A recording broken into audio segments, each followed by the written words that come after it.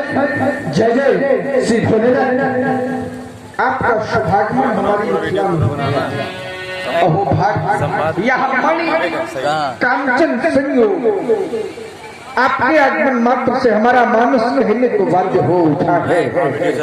बंधु मैं आपको क्या प्रतिकार दे सकता?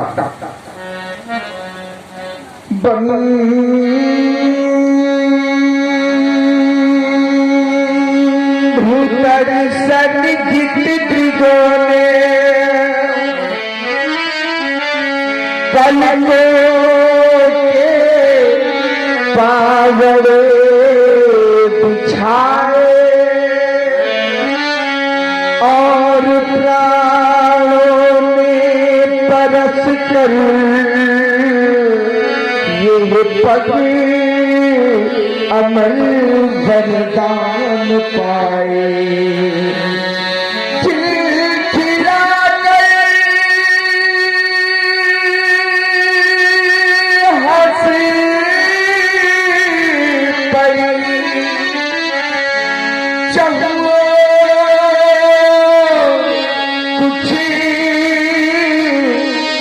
कहते कन्या कि लंकेश बनाओ रिपुराज जबकि हो स्वयं मिथिला में आए। तो मैं अकिंचन इस कृपा सौजन्य का सत्कार यादूं प्रेम का उपहार यादूं स्नेह का सत्कार यादूं। हमारा स्वागत स्वीकार करें। हाँ सिरथ जनक, आपने मेरा स्वागत किया। वास्तव में यदि आदत का स्वागत करना सीखना तो मिथिला ज्ञान नगरी से सीखे, या यूं कह दूं स्वयं मिथिलेश से सीखे। किसी ने क्या कहा कि प्यार का प्रतिकार, प्यार भी यदि प्रतिकार चाहेगा तो वो प्यार नहीं व्यापार कहलाएगा। कहा गया इस बेदर्द जमाने में प्यार कहाँ मिलता जिसमें वफा की खुशबू हो, वो गुलजार कहाँ खिलता। अरे वो जमाने आए थे जब यार यार से मिलते थे, अब यार के पीछे यार मिल जाए। यार मानवता की साकार दानवता को तलने वाले, सत्य अहिंसा न्याय का आदित पालन करने वाले है। कौन कार्य जग में ऐसा जो पूर्ण नहीं तुम कर सकते? तुम अपनी इस निर्मल वाणी से पत्थर भी हो पिघला सकते हे। मानवता की साकार मानवता को बल्ले सीरत जय और अपने राज्य का अन्य कार्यभार देखे। मैं बलराम भूत भाव शंकर के पावन पिना 10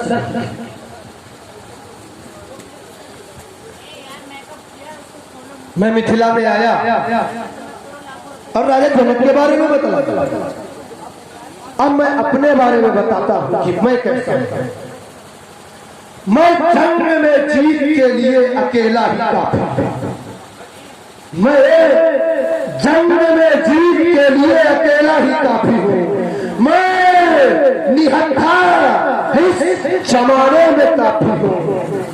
बहुत गौर से सुनना मुझे सुनने वालों, और बहुत गौर से सुनना मुझे सुनने वाले। मैं सुनाने के लिए पूरी रात अकेला हे भूत शंकर के पावन बिना। प्रथम तो आप श्रवण कर प्रणाम करें।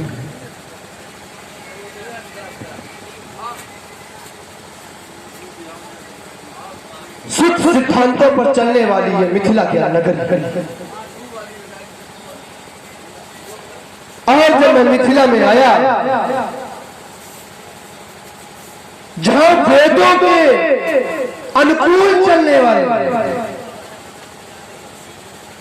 और यहां हो क्या रहा है, सोई पुराण के दंड कठोरा,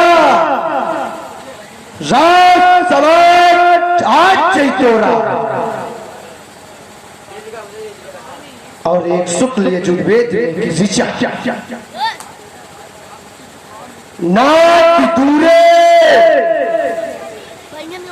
नाथ तीरे ना बले नाथ दुर्बले व्रतहीने मूर्खे खट खट सुकन्या नहीं। बतलाया गया कि 6 लोगों को कन्या नहीं देनी चाहिए। नाथ तीरे ना अधिक पास, नाथ दूरे ना अधिक दूर, ना बले ना अधिक बलवान,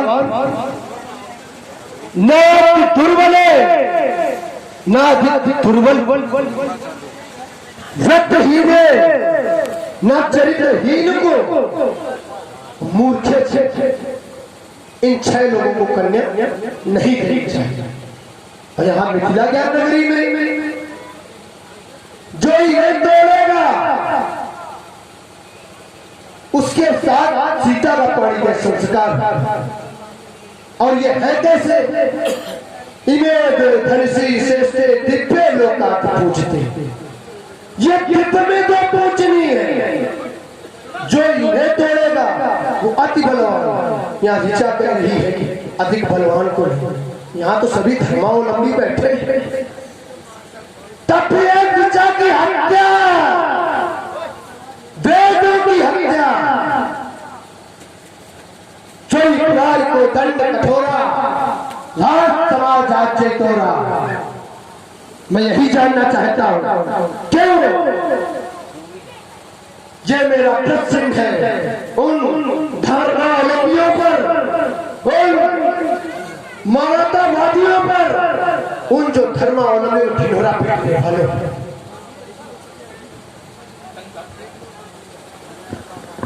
लंका के सम्राट उद्भट विद्वान वेदज्ञ बाहुबली श्री राम की जय श्री शंकर भगवान।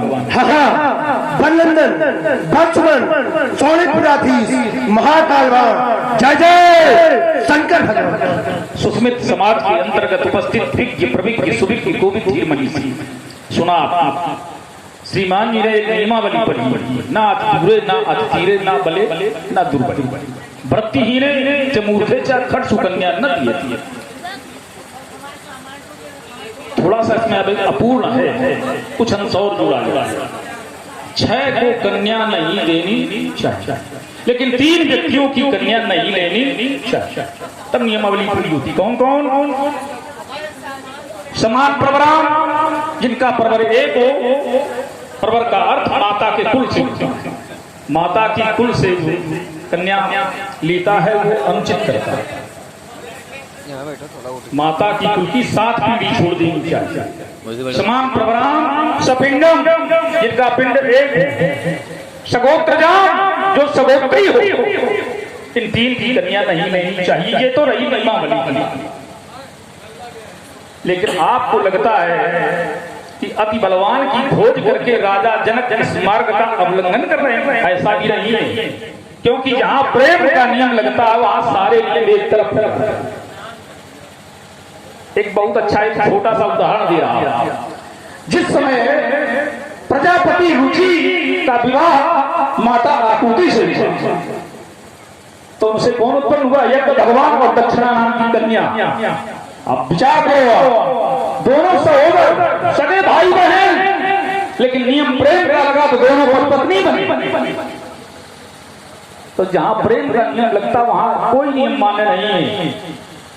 कहा भी गया जहां ने ता प्रेम नहीं, और जहां प्रेम नहीं है इसलिए श्रीमान जी यहाँ प्रेम का आधार मान करके राजा जनक ने इसको एक किनारी कर दिया। अब अगर इसमें भी आपको कोई कष्ट है तो आप अपना कष्ट बयान करें, हम उसका भी समाधान करने का प्रयास करें। मैंने कहा कि अधिक बलवान की खो,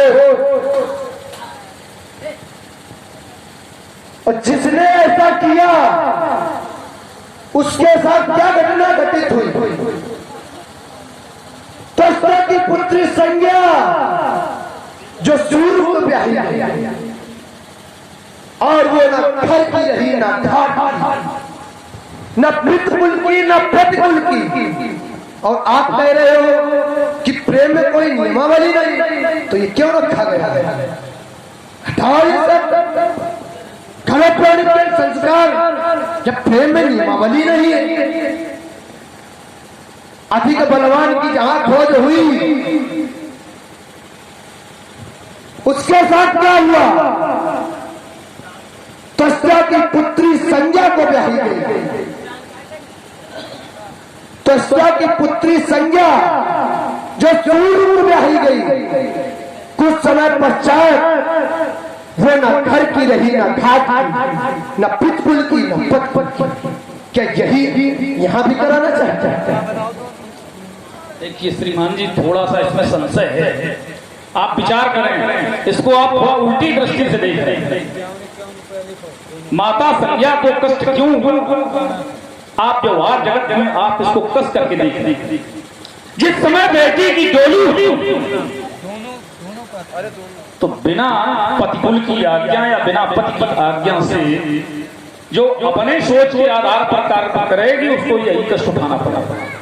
माता संज्ञा को अगर कोई कष्ट था तो अपने पति से पहले कहते या पतिकुल के किसी बुजुर्ग से कहते, इन दोनों से नहीं कहा और चुपचाप अपने पिता के गृह में पहुंची। कोई बात नहीं, संसार में हर व्यक्ति से त्रुटि हो सकती है, भूल हो सकती है, लेकिन भूल सुधार का भी अवसर मिलता है। पिता ने कहा तुमने चूक की है तो बिना पूछे गई हो, तुम्हें पतिकुल वापस जाना चाहिए। वहां भी ध्यान नहीं दिया गया। जब भूल सुधार का अवसर मिला तो उसको भी ठुकरा दिया। तो जो पत्नी अपने पति से बिना पूछे कोई कर्म करेगी तो उसको ये कष्ट उठाना पड़ेगा। इसलिए माता संज्ञा के द्वारा जो कृत किया गया उसी का परिणाम उसे जंगल जंगल भटकना पड़ा। आप कह रहे कि माता संज्ञा ने गलत किया? वहां माता संज्ञा ने गलत किया क्या? जब समस्या ही बनती है तो बताए किसको? भाई मैया सीता की माता संज्ञा की जो समस्या थी वो सूर्य से थी, क्योंकि वो सूर्य का तेज नहीं सहन कर पा रही थी, तो उन्होंने अपने नियम का पालन किया और पति को कदाचित कष्ट न हो अपने छाया को हाथ छोड़ा।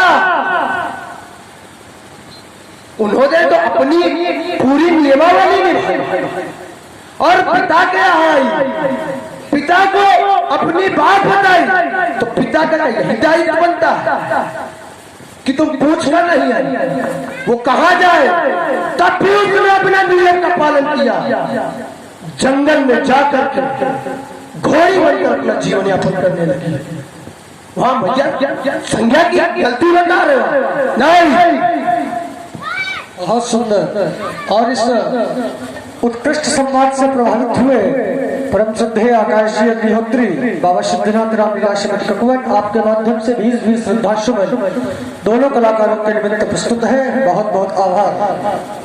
हाँ, ध्यान दें, आप हमारे कमेटी के अध्यक्ष जी श्री नंदेश्वर आदर्श रामलीला कमेटी के अध्यक्ष जी श्री राजेश कुमार जी तिवारी, दोनों महान भाव कलाकारों के श्री चरण कमलों में 51 पुष्पमुद्राएं दे रहे हैं और इन्हीं साथ आप हैं श्री बाबूलाल तिवारी 21 पुष्पमुद्राएं दे रहे हैं। कोट कोट सा साधुवाद, धन्यवाद। श्रीमान जी, सबसे पहले तो एक सवाल करना पड़ेगा, पति की सेवा पत्नी अपने करों से करे, यही सबसे सर्वोत्तम व्रत।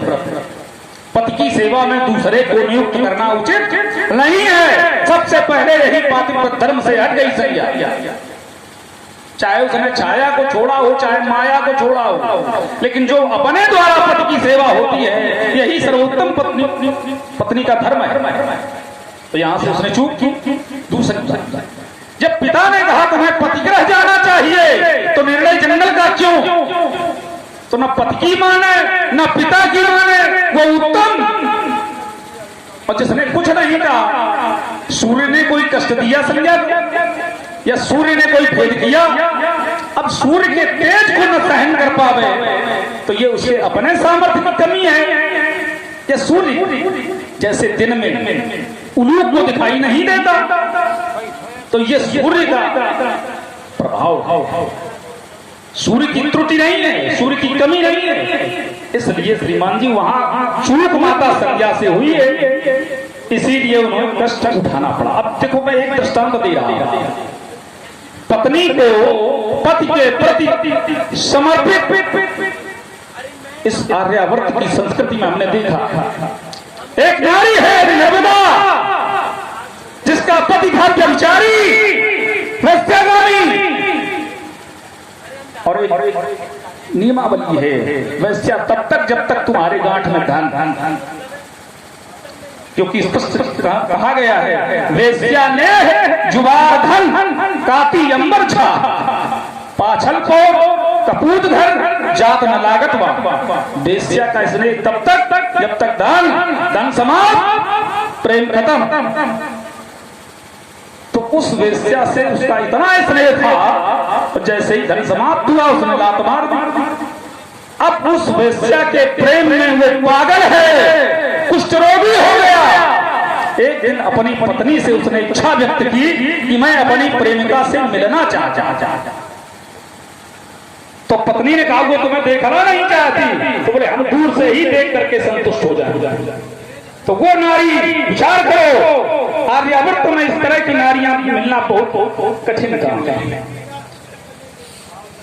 जिस कृत से नारी को सबसे अधिक सर्वाधिक कष्ट होता है, और उसी कष्ट को सहते हुए उस नारी ने अपने उस व्यभिचारी पति को कंधे पर बैठाया और उसको मिलाने जा रही है, उसके दर्शन कराने जा रही है। रास्ते में मांडव ऋषि को सूली पर लटकाया गया था, अंधकार में न जान पाई, उसके पति का पैर मांडव ऋषि से टकरा गया तो उनको बड़ा आत्मिक कष्ट हुआ। तो उन्होंने श्राप दे दिया कि हे देवी, जिस पति को तुम इसके प्रेमिका से मिलाने जा रही हो, सूर्योदय होते ही इसके प्राण निकल जाएंगे, ये मर जाएगा।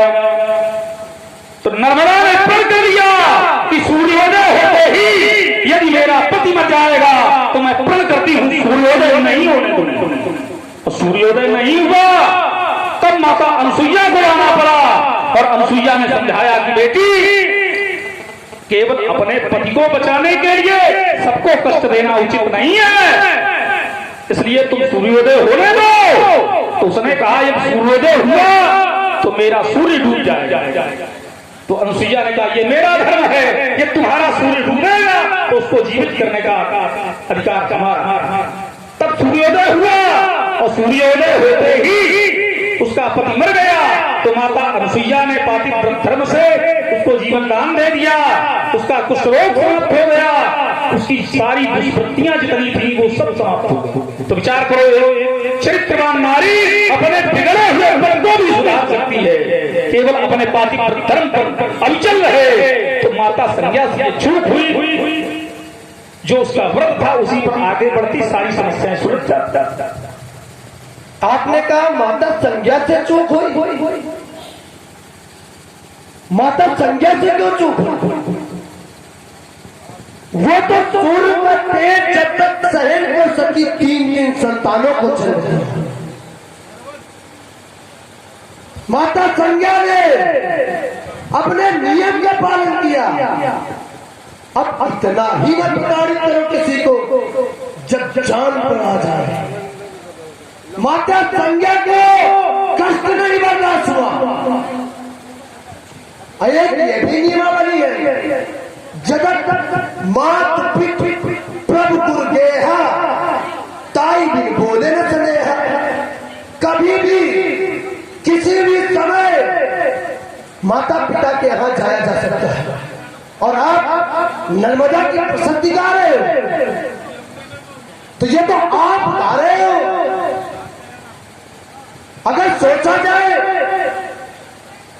अगर पति मदिरा का पान करता तो पत्नी का धर्म का ये है कि जो सामग्री न वो है जिसमें उसको नरक में भी न जगह मिले। नर्मदा का पति वैश्यागामी था तो नर्मदा का धर्म के ही बनता था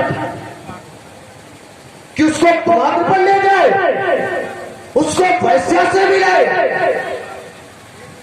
तो आप कह रहे हो ऐसी भी नारियां हुई, मैं भी उदाहरण दे रहा हूं। यायाव नाम के पितर जिनके पुत्र जरत्कार और जरत्कार ने पाणिग्रहण संस्कार के लिए 3 शर्तें रखी। पहली शर्त कि मैं अपने पत्नी का भरण पोषण करूं। दूसरी कि वो मेरे नाम की होनी चाहिए, मेरा नाम जरत्कार तो जरत्कार नाम की ही पत्नी होनी चाहिए। तीसरी शर्त कि मेरी वो आज्ञा की अवज्ञा किसी भी दिन अगर उसने की तो मैं उसको त्याग दूं। जरत्कार का प्राणिग्रहण संस्कार हुआ, ये पत्नियां हैं कि नर्मदा। प्राणिग्रहण संस्कार के पश्चात एक दिन जरत्कार सोने के पूर्व ने बताया कि मुझे किसी भी स्थिति में जलाया न जाए। सायंकाल हो गया तब मैया जरत्कार ने सोचा कि यदि ब्राह्मण को